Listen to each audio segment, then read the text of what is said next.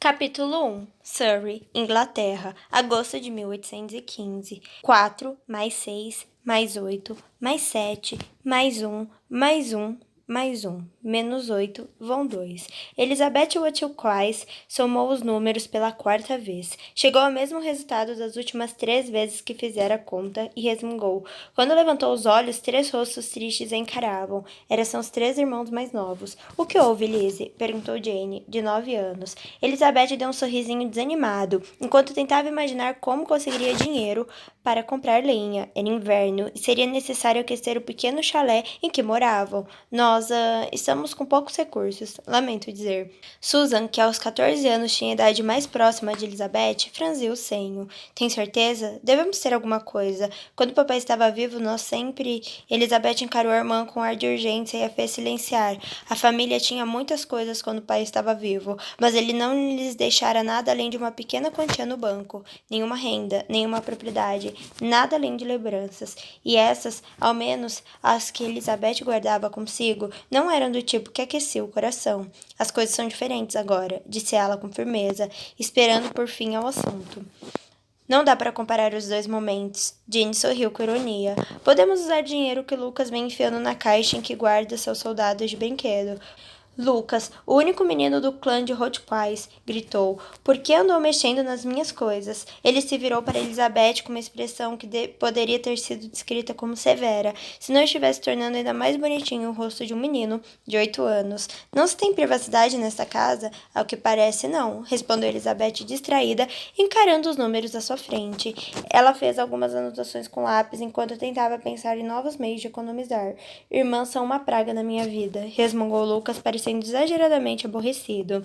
Susan deu uma olhada nas contas de Elizabeth. Não podemos cortar algum custo? Fazer o dinheiro render um pouco mais? Não há nada para cortar. Graças a Deus o aluguel do chalé está pago. Ou seríamos despejados. A situação está mesmo tão ruim assim? Sussurrou Susan. Elizabeth assentiu. Temos o bastante para chegar ao fim do mês, e teremos um pouco mais quando eu receber meu pagamento de Lady Danbury, mas depois... Ela deixou as palavras se perderem e desviou o olhar, pois não queria que Jane e Lucas vissem seus olhos marejados. Elizabeth vinha cuidando daqueles 3 havia 5 anos, desde seus 18 anos.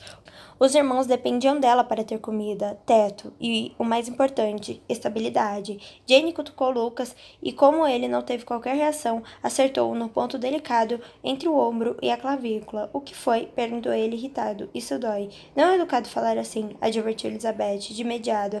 É preferível perguntar, pois não?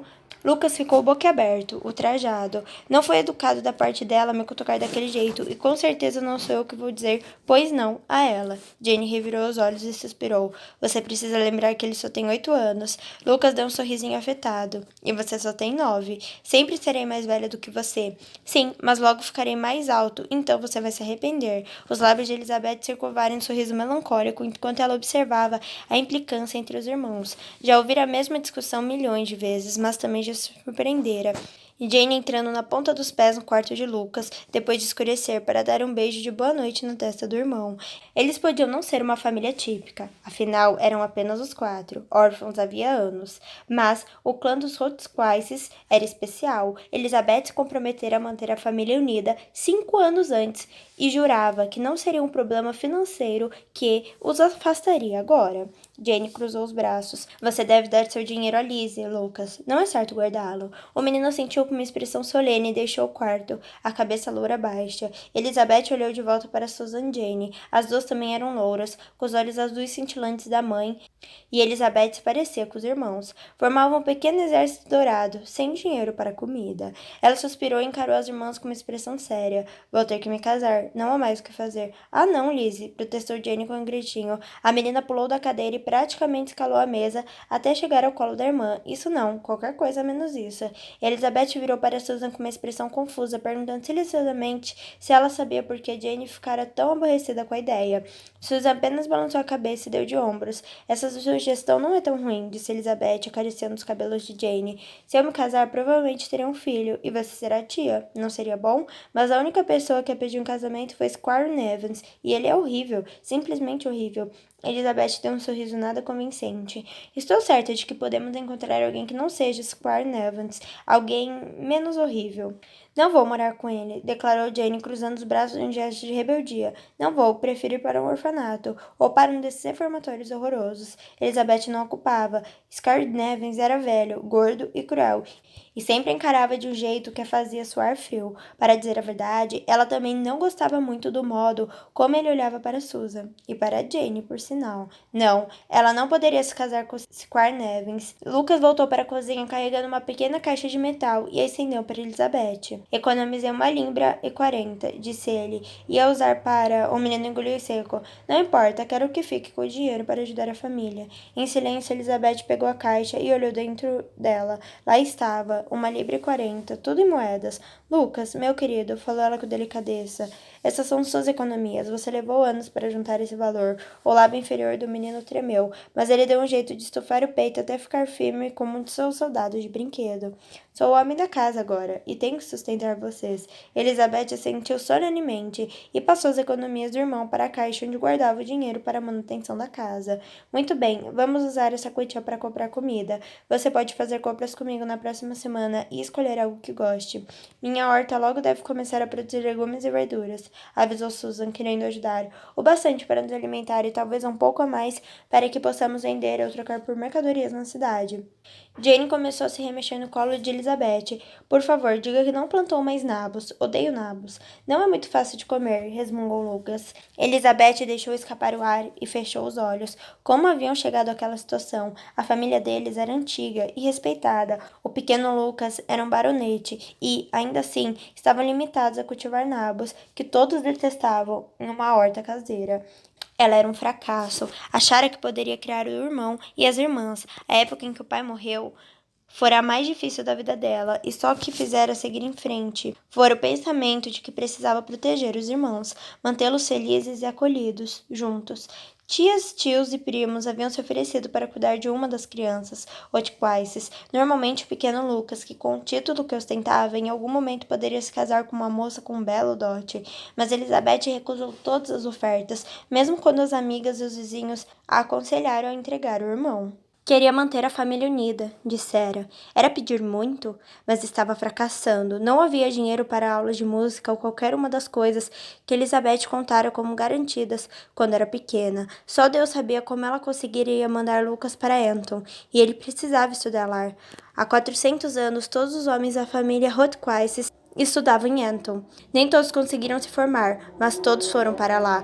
Ela teria que se casar, e o marido precisaria ter muito dinheiro. Era simples assim. Abraão gerou Isaac, Isaac gerou Jacó, Jacó gerou Judá. Elizabeth pigarreou baixinho e levantou os olhos com uma expressão esperançosa. Lady Dunbar adormecera. Ela se inclinou para a frente e examinou o rosto da velha dama. Era difícil dizer. Judá gerou de Tamar Pérez e Zera, e Pérez gerou Esrom. Os olhos da senhora, sem dúvida, estavam fechados havia um bom tempo, mas, ainda assim, nunca era demais de ser cuidadosa. Eslon gerou Arão. Aquilo foi um ronco. A voz de Elizabeth agora era apenas um sussurro. Arão gerou Aminadab gerou Naasson. Elizabeth fechou a Bíblia e se encaminhou para sair da sala, de estar de pé, antepé, andando de costas. Normalmente não se importava de ler para Lady Dunbury. Na verdade, essa era uma das melhores partes de seu trabalho como dama de companhia da condessa viúva. Mas, nesse dia, ela precisava voltar para casa. Se sentira muito mal por sair enquanto Jane ainda estava tão abalada com a perspectiva de Scarlett Nevins entrar para sua pequena família. Elizabeth assegurara à irmã que não se casaria com Nevins, nem se ele fosse o último homem na face da terra. Mas Jane não acreditava muito que outro pretendente pediria Elizabeth em casamento e... Elizabeth quase morreu de susto. Ninguém era melhor do que Lady Dunbury em fazer barulho com a bengala no piso. Não estou dormindo, bradou Lady. Elizabeth se virou com um sorrisinho sem graça. Peço desculpas. Lady Dunbury deu uma risadinha. Até parece que está arrependida. Volte para cá. Elizabeth reprimiu um murmúrio e voltou para a cadeira de espaldar reto. Gostava de Lady Dunbury. De coração, na verdade. Ansiava pelo dia em que poderia usar a idade como desculpa para exibir a franqueza que era a marca registrada da condessa. Só que, de fato, precisava ir para casa e... Você é muito ardilosa. Isso sim, comentou Lady Dunbury. Perdão, todos aqueles gerou escolhidos a dedo para me fazerem adormecer. Elizabeth sentiu o rosto esquentar com um rubor culpado e tentou organizar as palavras que diria a seguir como uma pergunta. Será que entendi o que quer dizer? Você pulou uma parte. Ainda tínhamos que estar em Moisés. e a grande enchente, não na parte do Gerou. Acho que não era Moisés que estava na grande enchente, Lady Dornby. Bobagem, é claro que era. Elizabeth acreditava que Noé compreenderia seu desejo de não prolongar a discussão sobre referências bíblicas com Lady Dunbar e ficou quieta. De qualquer modo, não importa quem foi atingido pelo dilúvio. O que importa é que você se adiantou na leitura só para me fazer adormecer. Admita logo, menina. Os lábios de Lady Dunbar se alargaram um sorriso sagaz. Na verdade, eu admiro por isso. Eu teria feito a mesma coisa na sua idade. Elizabeth revirou os olhos. Se esse não era um caso de encrencada por fazer e encrencada por não fazer, ela não sabia o que mais seria. Por isso, apenas suspirou, pegou a Bíblia e perguntou: que trecho gostaria que eu lesse? Nenhum. Isso é muito entediante. Não temos nada mais animado na biblioteca? Acredito que sim. Posso checar se quiser. Sim, faça isso, mas antes, poderia me passar aquele livro caixa? Sim, aquele que está sobre a mesa. Elizabeth se levantou, caminhou até a mesa e pegou o livro caixa encadernados em couro. Aqui está, falou entregando-o a Lady Dunbar. A condessa folheou o livro com precisão militar antes de voltar o olhar para Elizabeth. Obrigada, minha menina. Contratei um novo administrador. Ele chega hoje e quero memorizar todos esses números para me certificar de que ele não terá me roubado tudo daqui a um mês. Lady Dunbar, nem mesmo um demônio ousaria roubá-la, comentou Elizabeth com extrema sinceridade. Lady Di bateu com a bengala como forma de aplauso e riu. Falou bem, minha menina. É bom ver alguém tão jovem com cérebro. Meus próprios filhos, bem, não vou entrar nesse assunto agora, a não ser para lhe dizer que certa vez meu filho ficou com a cabeça presa entre as estacas da cerca que contorna o castelo de Windsor. Elizabeth levou a mão à boca em um esforço para abafar uma risada. Pode rir à vontade. Lady Dunbar suspirou. Descobri que a única maneira de evitar a frustração materna é encará-la como uma fonte de divertimento. Bem, disse Elizabeth com cautela, isso parece uma estratégia sábia. Você daria uma excelente diplomata, Lizzie Hotchkiss. Retrucou Lady Dunbar com uma gargalhada. Onde está meu bebê? Elizabeth nem piscou. As mudanças súbitas de assunto de Lady Di eram bastante comuns. Seu gato está dormindo no otomano há uma hora, falou, apontando para o outro lado da sala. Malcolm levantou a cabeça peluda e tentou focalizar os olhos levemente estrábicos, mas logo decidiu que não valia a pena e voltou a apoiá-lo no estofado. Malcolm, venha com a mamãe, chamou Lady Dunbar com a voz melosa. Malcolm a ignorou. Tenho uma surpresa para você. O gato bocejou, reconheceu Lady Di como sua principal fonte de fornecimento de comida e desceu de onde estava. Lady Dunbar, a senhora sabe que esse gato está gordo demais, repreendeu Elizabeth. Bobagem. Elizabeth balançou a cabeça com desaprovação. Malcolm pesava mais de 5 quilos, embora seus pelos representassem boa parte desse peso. Toda noite, já em casa, ela passava um bom tempo limpando pelos da roupa, o que era realmente impressionante, porque em 5 anos o bicho snob não se dignara a deixar Elizabeth pegá-lo no colo. Bom gatinho, disse Lady Di, esticando os braços. Gato estúpido, resmungou Elizabeth quando o felino bege parou, encarou-a e seguiu adiante. Você é uma coisinha muito fofa. Lady Di acariciou a barriga peluda do bicho. Uma coisinha muito fofa. O gato esticou o corpo no colo de Lady Dunbar, deitando de costas, as patas acima da cabeça. Isso não é um gato, é uma imitação barata de um tapete. Lady Di ergueu a sobrancelha. Sei que você não teve a intenção de dizer isso, Lizzie Hotchkiss. Tive sim. Tolice, você ama Malcolm, como amo Attila, o Uno. Ora, Malcolm ama você. O gato levantou a cabeça e Elizabeth poderia jurar que o bichano havia mostrado a língua para ela. Ela se levantou, soltando um grunhido indigano. Esse gato é perigoso. Vou para a biblioteca. Boa ideia. Encontre um novo livro para mim. Elizabeth seguiu na direção da porta de Lady Di e completou. E nada com gerou. Elizabeth riu, mesmo sem querer, e atravessou o corredor até a biblioteca. O som de seus passos desapareceu quando passou a pisar no tapete que cobria o chão do cômodo. E ela suspirou. Santo Deus, havia muitos livros ali. Por onde começaria? Ela separou alguns romances, então pegou uma coleção de comédias de Shakespeare, juntou à pilha um volume fino de poesia, e então, quando já estava prestes a voltar para a sala de estar de Lady Di, outro livro chamou sua atenção. Era muito pequeno, encadernado no couro de vermelho mais intenso que Elizabeth já vira. Porém, o mais estranho era que ele estava deitado, e não em pé, na estante de uma biblioteca que poderia ser a definição da palavra ordem. Poeira nenhuma ousaria sentar sobre aquelas prateleiras, e com certeza nenhum livro ficaria naquela posição. Elizabeth pousou a pilha que carregava e pegou o livrinho vermelho. Estava de cabeça para baixo, por isso ela teve que virá-lo para ler o título. Como se casar com o Marquês. Elizabeth largou o livro quase como se achasse que um raio atingiria bem ali na biblioteca. Com certeza aquilo devia ser algum tipo de brincadeira. Afinal, naquela tarde mesmo decidira que precisava se casar, e se casar bem. Susan chamou Lucas, Jane, ela balançou a cabeça. Estava sendo ridícula. Os irmãos, por mais atrevidos que pudessem ser, não entrariam escondidos na casa de Lady Dunbury e colocariam um livro falso na estante.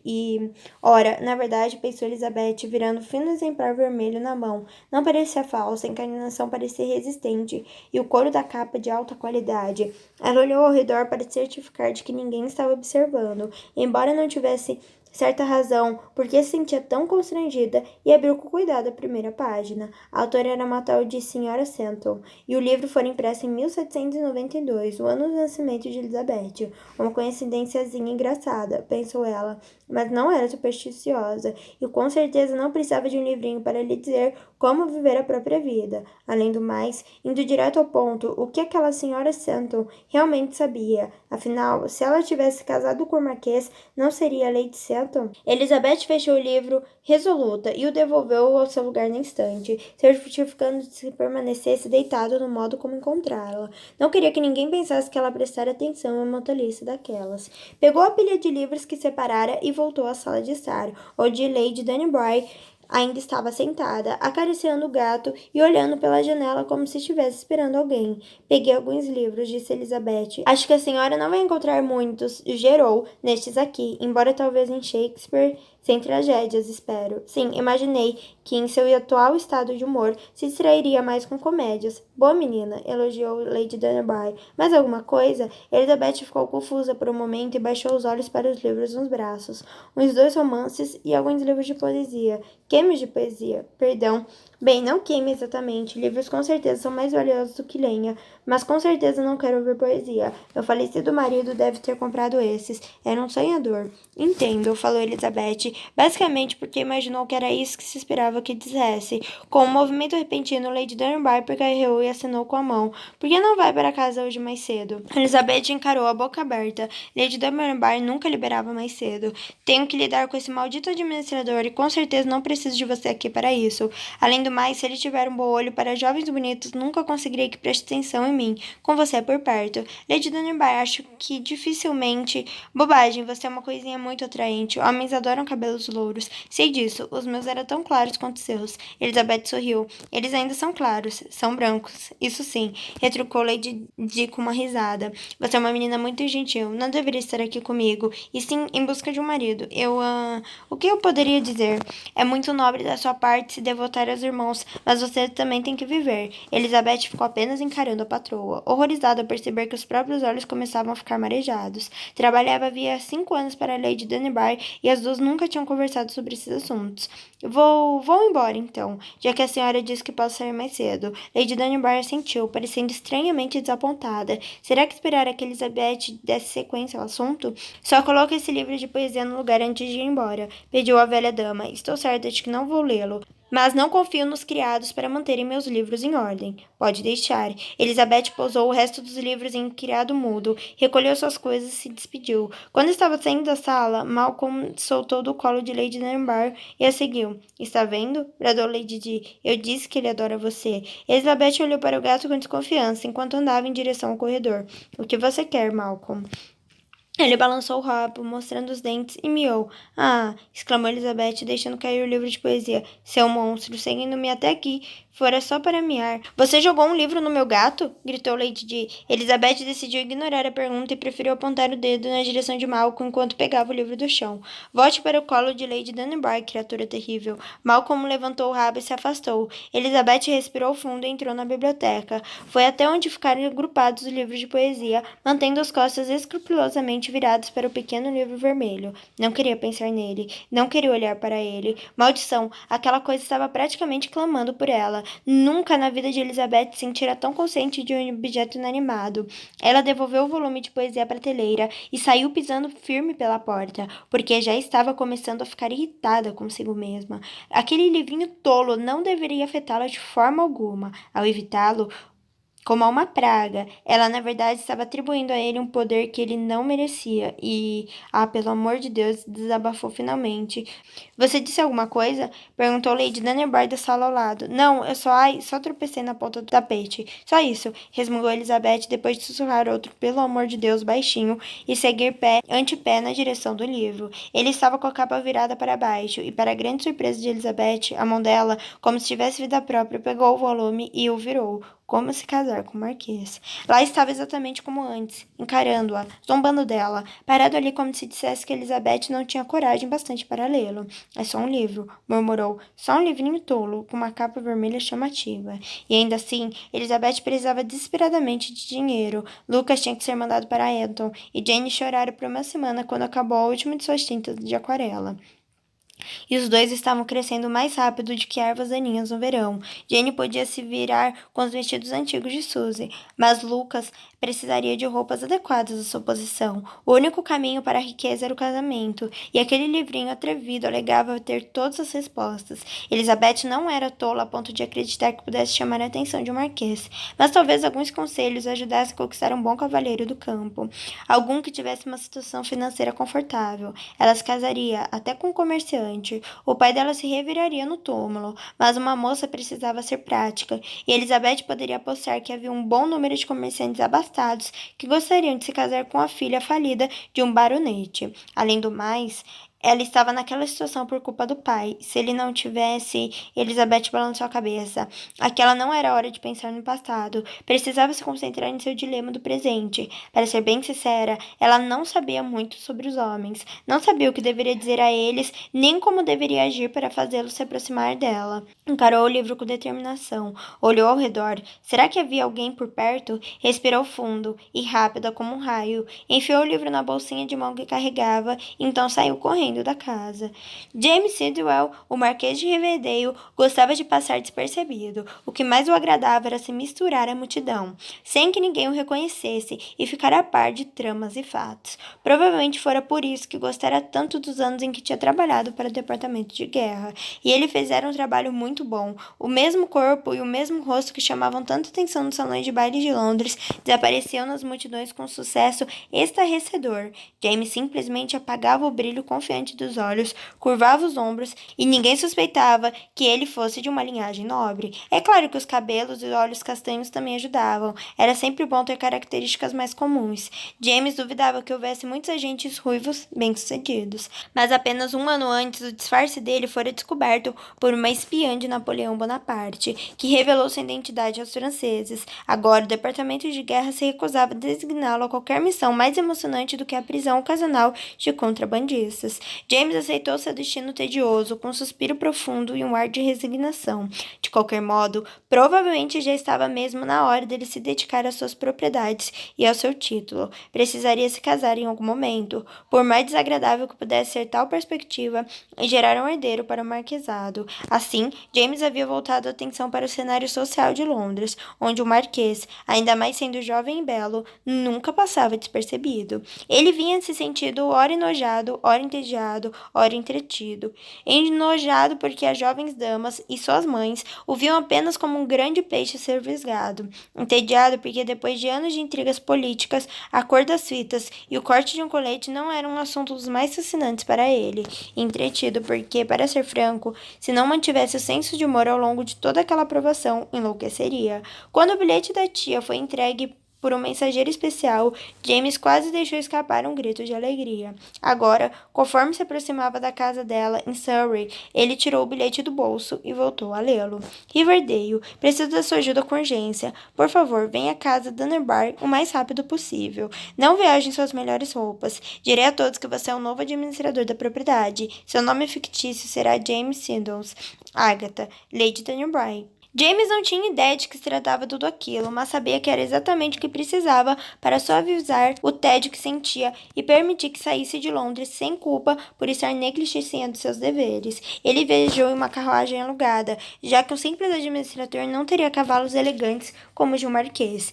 e caminhou pelos quase 2 quilômetros que separavam o centro da cidade da casa da Nearby. Tudo o que precisava estava guardado em uma bolsa de viagem. Aos olhos do mundo, ele se tornou apenas o Sr. James Saddles, um cavalheiro, sem dúvida, mas provavelmente sem muitos recursos. A roupa que estava usando foi encontrada no fundo do armário, bem feita, mas gastas nos cotovelos e conforme a moda de 2 anos antes. Alguns retoques com o tesouro de cozinha com certeza haviam comprometido o excelente corte de cabelo que recebera apenas uma semana antes. Para todos os propósitos, o Marquês de Riverdale desaparecera e James não poderia estar mais satisfeito.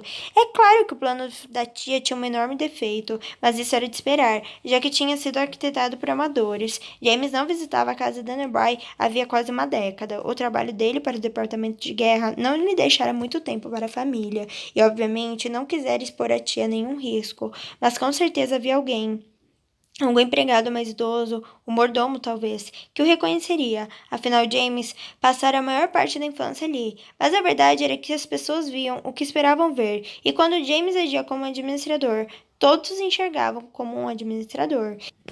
Ele estava quase na casa da Nearby, praticamente nos degraus da entrada, quando a porta de frente se abriu e uma mulher miúda e loura saiu apressada, a cabeça baixa, os olhos fixos no chão, movendo-se quase como uma potranca a pleno galope. James nem teve oportunidade de fazer qualquer coisa antes que ela fosse direto de encontro a ele. Os dois corpos colidaram em um baque surdo e a jovem deixou escapar um gritinho de surpresa. Enquanto se afastava dele e aterrissava no chão de forma nada elegante, um arco ou uma fita, ou fosse lá como as mulheres chamassem aquelas coisas, voou dos cabelos dela, fazendo com que um grosso cacho de cabelo de um dourado muito claro escapasse do penteado e se acomodasse de forma desajeitada sobre os ombros da moça. Perdão, disse James, estendendo a mão para ajudá-la a se levantar. Não, não, retrucou a jovem, limpando as saias. A culpa foi toda minha. Eu não estava olhando para um dia. Ela não se deu ao trabalho de pegar a mão dele, e James ficou estranhamente desapontado. Nenhum dos dois estava usando luvas, e ele teve a estranha compulsão de sentir na palma o toque da mão dela, mas não poderia dizer uma coisa dessas em voz alta. Por isso se inclinou para ajudá-la a pegar os pertences que haviam caído no chão. A bolsinha de mão que ela carregava se abrira quando atingira o chão, e todo o seu conteúdo agora estava espalhado aos pés deles. James entregou as luvas a ela, o que a fez corar. Está muito quente, explicou a moça enquanto olhava para as luvas com resignação. Não as coloque por minha causa, disse James com um sorriso fácil. Como pode ver, também escolhi usar o tempo ameno como uma desculpa para não colocar as minhas. A jovem observou as mãos dele por um instante antes de balançar a cabeça e murmurar: esta é a conversa mais estranha que já tive. Ela se ajoelhou para recolher o resto das coisas que caíram da bolsa, e James fez o mesmo. Ela pegou um lenço e estava esticando a mão para alcançar um livro quando a moça de súbito deixou escapar um som estranho, como um grito abafado, e pegou o volume antes que James pudesse tocar nele. Ele se pegou com muita vontade de saber o que havia naquele livro. A jovem pigarregou umas 6 vezes e só então falou: é muito gentil de sua parte me ajudar. Não é problema algum, eu lhe garanto, murmurou James, claramente tentando dar uma olhada no livro, mas ela já o colocara de volta na bolsinha. Elizabeth deu um sorrisinho nervoso para ele, enquanto enfiava a mão na bolsa para certificar de que o livro estava mesmo ali, escondido e em segurança. Se fosse pega lendo uma coisa daquela, ficaria mais constrangida do que palavras poderiam descrever. Era comum acreditar que toda mulher solteira estava procurando um marido, mas apenas mulheres mais patéticas seriam flagradas lendo um manual sobre o assunto. O homem não disse nada, apenas encarou com um olhar avaliador, que a deixou ainda mais nervosa. Por fim, Elizabeth perguntou em um rompante: o senhor é o novo administrador? Sim, entendi. Ela voltou a pigarrear. Bem, então imagino que eu devo me apressar, já que nossos caminhos certamente se cruzarão. Sou a dama de companhia da Lady Dunbury. Ah, sou o Sr. Siddles. Acabei de chegar de Londres. Foi um grande prazer conhecê-lo, Sr. Siddles, disse ela com um sorriso que James achou estranhamente encantador. Lamento muitíssimo pelo acidente, mas preciso ir. Ela esperou pelo aceno de cabeça dele, então saiu quase correndo pelo caminho que levava para fora da propriedade, agarrando a bolsa como se sua vida dependesse disso. James apenas observou-a, incapaz de tirar os olhos da jovem que se afastava apressadamente, por mais que isso lhe soasse estranho. Oi, tudo bem? Esse foi mais um capítulo dessa história maravilhosa. Lembrando que na descrição você encontra o link para estar adquirindo o seu livro com o melhor preço. Não esqueça de curtir, comentar, se inscrever no canal e, claro, compartilhar com alguém que você gosta. Beijão!